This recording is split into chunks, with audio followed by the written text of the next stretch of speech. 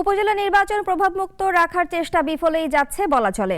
আওয়ামী লীগ হুমকি ধমকি দিলেও কার্যকর কোনো ব্যবস্থা নেয়নি, আর অনেককে বহিষ্কার করেও কাজের কাজ করতে পারেনি বিএনপি। এমন অবস্থার মধ্যেই চলছে দ্বিতীয় ধাপে নির্বাচনের প্রচার। আরও জানাচ্ছেন পিন্টু হাজং। এমপি মন্ত্রীদের স্বজন উপজেলা নির্বাচনের মাঠে থাকলে যে বাড়তি সুবিধা পেতে পারেন তাতে সন্দেহ নেই কারোরই। তাই ভোটের মাঠ প্রভাবমুক্ত রাখার চেষ্টা করেছে দেশের দুই রাজনৈতিক দল, কিন্তু তাতে লাভ হয়নি ততটা। প্রথম ধাপে অন্তত ১৩ জন এমপি মন্ত্রীর স্বজন চেয়ারম্যান প্রার্থী ছিলেন। জয়ী হয়েছেন তাদের মধ্যে ৯ জন, ২ জন বিনা প্রতিদ্বন্দ্বিতায়। দ্বিতীয় ধাপেও মাঠে আছেন অন্তত ২০ এমপির স্বজন, স্ত্রী, ছেলে মেয়ে, ভাই, ভাতিজা, শ্যালক, ভগ্নিপতি, মামা, ভাগ্নে, বেয়াই। এছাড়া পছন্দের প্রার্থী তো আছেনই। তাদের জেতাতে নানা কায়দায় চেষ্টা চালাচ্ছেন এমপিরা, এমন খবর পাওয়া যাচ্ছে।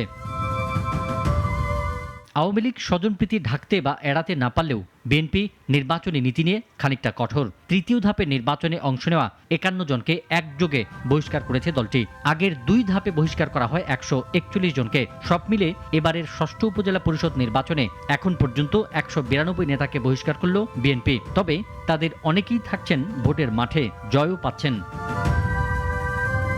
এইসবের মধ্যেও ভোটের মাঠে চলছে জোর প্রচার। ভোটারদের দাঁড়ে দাঁড়ে যাচ্ছেন প্রার্থীরা, দিচ্ছেন প্রতিশ্রুতির ফুলঝুরি।